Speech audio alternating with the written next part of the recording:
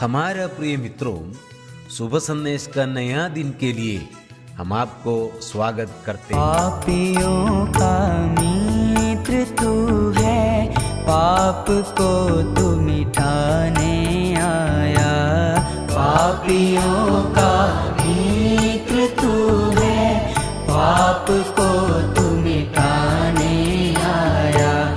तू है सच्चा मुक्तिदाता, आए हैं हम भजने भजने भजने आए हैं पिताजी। आत्म सच्चाई से तुझको भजने आए हैं पिताजी। आत्म सच्चाई से तुझको।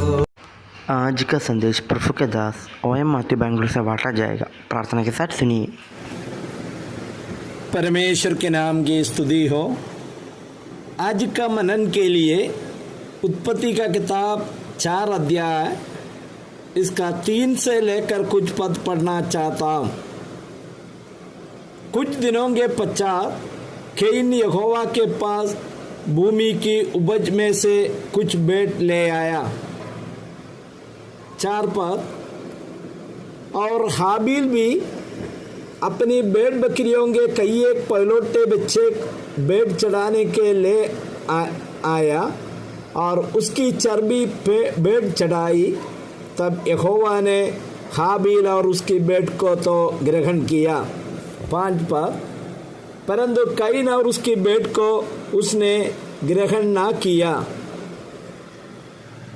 यहाँ पर 4 अध्याय हाबिल और कैन के बारे में विवरण करते हैं।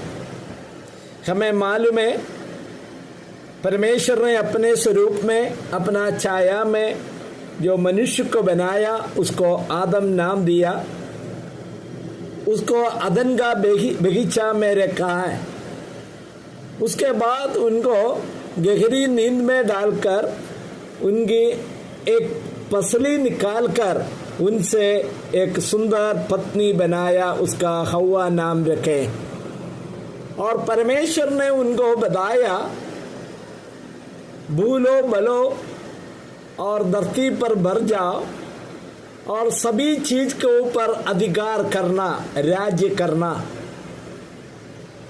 और परमेश्वर को बस भी रोज उनके साथ थे और एक खुशी का जीवन बिता रहा था।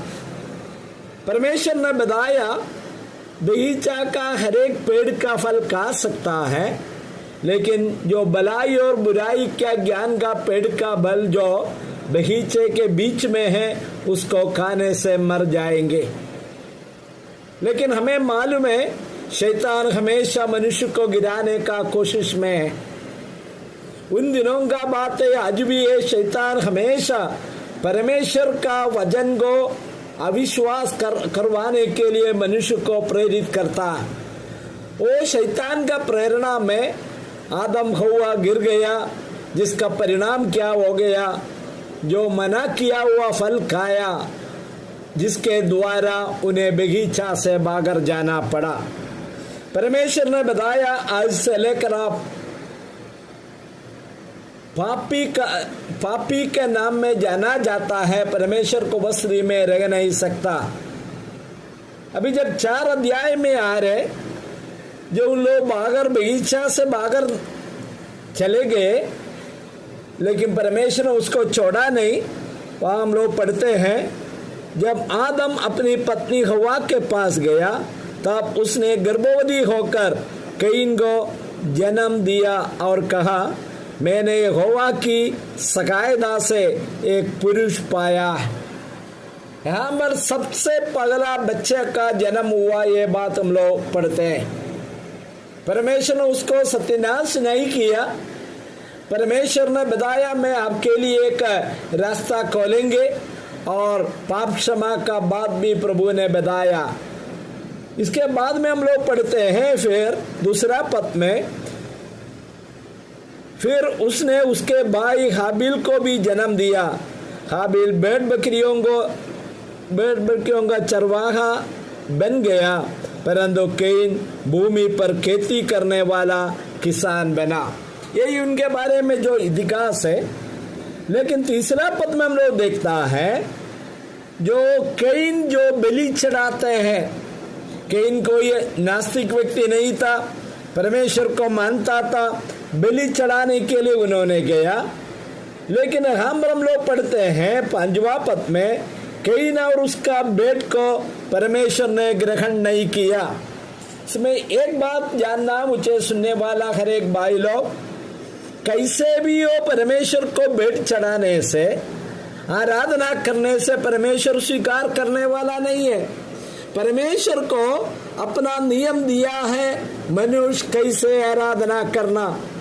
4 पद में हम लोग पढ़ते हैं हाबिल भी अपने भेड़ बकरियों के कई एक पहलौठे बच्चे भेंट चढ़ाने ले आया और उसकी चर्बी भेंट चढ़ाई। तब यहोवा ने हाबिल और उसके भेंट को तो ग्रहण किया। सबसे पहले परमेश्वर जो भेंट चढ़ाने वाला व्यक्ति पर प्रसन्न होना चाहिए। कोई भी व्यक्ति भेंट चढ़ाने से परमेश्वर स्वीकार नहीं करता। एक पापी और अपराधी व्यक्ति जो भेंट चढ़ाने से परमेश्वर स्वीकार नहीं कर सकता। सबसे पहले उनका जीवन में परिवर्तन आना। नया नियम के अनुसार जिस व्यक्ति यीशु मसीह को उद्धारकर्ता के रूप में स्वीकार किया, उन्हीं व्यक्ति को प्रभु को आराधना करने का अनुमति है। दूसरी बात है, उस व्यक्ति भी परमेश्वर ने दिया हुआ नियम के अनुसार आराधना करना है। हम देखिए परमेश्वर हमेशा, हम लोग बाद में भी पढ़ते हैं, जो चर्बी को भेंट चढ़ाने के लिए कहता है। जो जानवर का चर्बी और लहू परमेश्वर के लिए है, वही भेंट चढ़ाना था। लेकिन एक धार्मिक लोग जो करते हैं, धार्मिक मतलब जो अन्य धर्म में विश्वास करने वाला, इसी प्रकार कैन ने बलि चढ़ाया, उस बलि को प्रभु ने स्वीकार नहीं किया। लेकिन परमेश्वर का नियम के अनुसार और जो इब्रानियों का किताब 11वां अध्याय का 4 पद के अनुसार विश्वास के साथ जो हाबिल ने बलि चढ़ाया, परमेश्वर ने उसका बलि स्वीकार किया। मुझे सुनने वाला भाई लो और बहन लो, मेरा संदेश समाप्त होने से पहले अपने आप को जरा जांच करके देखिए। मेरा बलि, मेरा जो आराधना परमेश्वर स्वीकार करने लायक है। प्रभु का वचन इसके लिए नियम दिया है। आने वाले दिनों में उस प्रकार जो हम परमेश्वर को बलि चढ़ाने के लिए, जिसके द्वारा परमेश्वर हम पर और हमारा बलि पर प्रसन्न होने के लिए प्रभु सहायता करे। प्रभु के नाम की स्तुति हो। आमीन।